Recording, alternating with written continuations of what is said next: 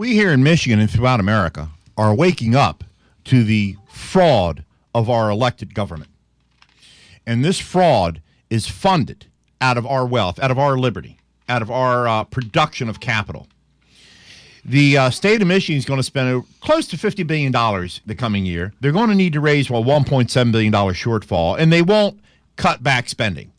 The political class that Scott Hagerson paraded across the state capitol in Lansing did not talk about closing down the administrative welfare state.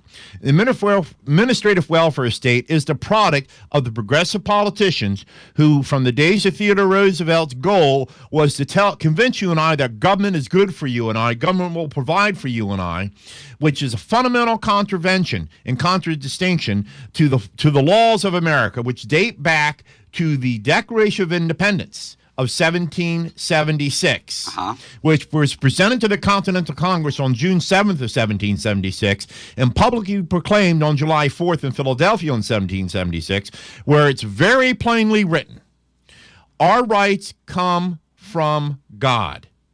Amongst these rights are life, liberty, and the pursuit of property. All our rights come from God. Yet look what we've tolerated today. Today, you cannot go out and, quote, run a business till you get permission from the state. Why? You cannot be a medical practitioner till you get permission from a bureaucratic board. Why? You cannot even be a carpenter in business without a license from the state. Why? Why do you need permission from the state to do what God granted us the right before the state even existed? Jesus Christ was a carpenter. You think he had a license from the local state? No, he didn't. Why do we need a license today? Because the progressive political class wants absolute control of us. And the only way they can impose taxation is that you need to be subjugated to their authority. And when you step up and apply for a license, guess who you're subject to? The benefactor, the state. Right. Why? Why did they regulate this? This came out of the 1880s when you had a populist revolt, which became the progressive political leadership. And you had corrupted business practices. Gee, we don't have corrupted business practices today. We've been licensed for 120 years. What we have is a corrupted culture. And it's a culture based upon a lack of knowledge, a serious lack of knowledge. And that's because we took God out of the classrooms and we broke the family up from the dinner table. Correct. And they've destroyed the family hegemony by taxing us under statutory oppression. And they use this oppression to control our liberty. A man and a woman today working, if they gross $100,000 a year, one of the incomes pays all the taxes. Yeah. Who raises the children? Daycare. The state. Or the state. Now, speaking of daycare, there's a big fraud going out there where the state signed a bargaining agreement with a union to tax daycare providers for union dues. Now, I've only started reading this past weekend. The Mackinac Center is trying to litigate that, but the Mackinac Center, being the bureaucrats that we saw of the ability of Kathy Hofstra, don't have a clue how to litigate an administrative fraud. They ran to court on a writ of mandamus, which is the wrong place to be. That's an extraordinary writ, which you can only impose when you prove administratively prior to the writ petition that the administrative authority is wrong. Well, people don't understand that it's the administrative authority that we suffer under.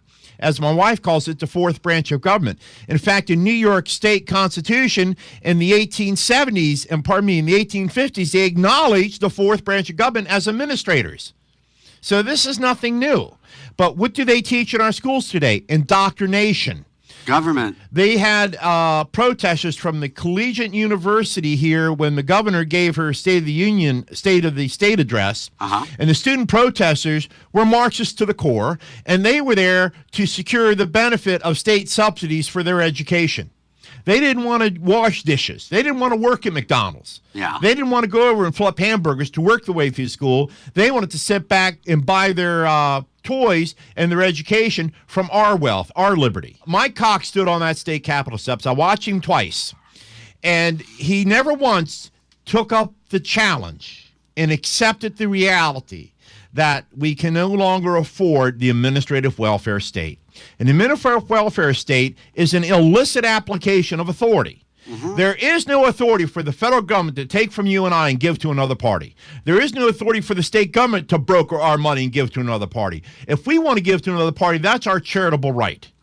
But what the state has done is they've turned around and statutorized giving under the administrative welfare state. We fund over 675,000 unionized state employees at the municipal, county, and state level. And a public teacher is a unionized state-paid government employee. And they can't teach because they are controlled. They are controlled by the union, and they are controlled by the Federal Department of Education that took over the school system. I didn't know that started in the 80s? It started with, it was a payola by the peanut farmer. That blew my mind. To the unions. And they've created a albatross where here in Michigan, they want to declare state sovereignty. Boulder Dash. They don't want state sovereignty. They want federal money. They want to subordinate our liberties under the color of federal and state law. We in Michigan need to wake up. We have an election coming up, a primary election. We need to sit down and become precinct delegates. We need to go to the convention in the fall and nominate not Mike Cox, nominate a Michigan state citizen who will close down this administrative welfare state and free up $50 billion of our money for our own use on our own choices. This is Common Sense Radio on WLCM 1390 on the AM dial, speaking common sense every Saturday at noon. Tune in, listen up, and learn how to substantiate your God-given rights in the corrupted lands of the federal and state legislature.